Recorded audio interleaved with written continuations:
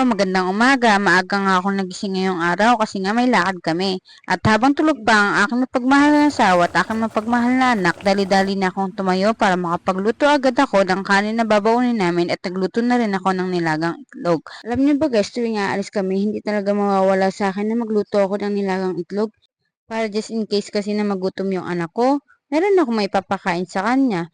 Tawid gutom din kasi yun. At saka actually, alam niyo ba, tinuro din sa akin talaga ng mama ko yun. At ayun na nga, nadala ko siya hanggang dito sa Taiwan. At dali-dali ko na rin parang ginising ang aking mag-ama. Sabi ko, bumangon na sila at gumaya para makalis na kami at hindi kami masyadong tanghaliin sa daan. At habang nasa biyahe na nga kami ng mga oras na to, may nakita rin ako magagandang tanawin na akala mo nasa probinsya ka. Ang ganda ng pagmasdan, pati yung simoy ng hangin. Meron nga din kaming nadaan ng mga Taiwanese. Meron ata silang team building or family day ata. Yun, hindi ko sure. Yun na nga, nakarating na kami dito sa pupuntahan namin. Pinatulong ko na rin si Rere sa papa niya kasi medyo malayo yung lalakaran namin. Nasaktuhan kasi namin na bawal ipasok yung sasakyan sa loob. Gawa ng may event nga yung mga Taiwanese dito. Sinalubong na rin ako ng kaibigan ko para tulungan din kami. Thank you so much, paring Balo. Ganun din sa iyong jowa.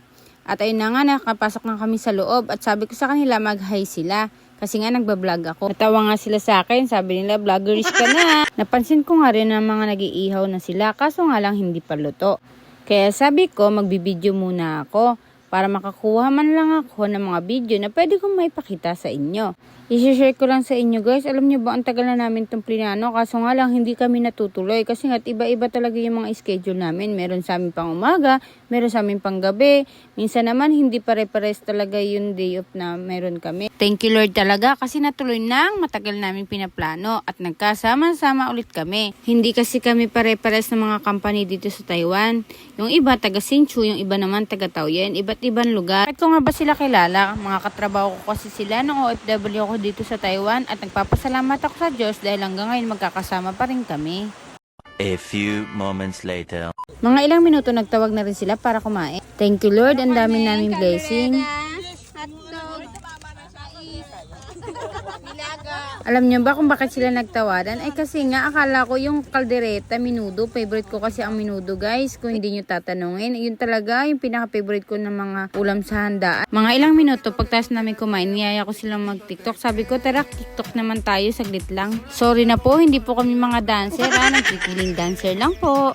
Ay siya, yun na nga ho pala. Ay, ang dami kong naikwento sa mga gusto nga po palang pumunta dito sa Hsinchu Beach, Hsinchu. Punta po kayo, libre lang po, wala pong entrance. Pwede kayong magdala ng mga pagkain na gusto nyong kainin. Pwede rin kayong mag-ihaw. Basta liligpitin nyo lang po para mapanatili po natin na malinis yung kapaligiran. Makakatulong din tayo sa ating talikasan. Sabi nga nila, di ba, kalat mo, linis mo. Maraming salamat din sa mga nakasama namin ngayong araw, sa mga kaibigan ko at sa mga kasama niyo sa trabaho. Sana po maulit-ulit. I just wanna say thank you. Say thank you for. So hanggang dito na lang po guys. Bye-bye. Salamat. One. Una, I love you.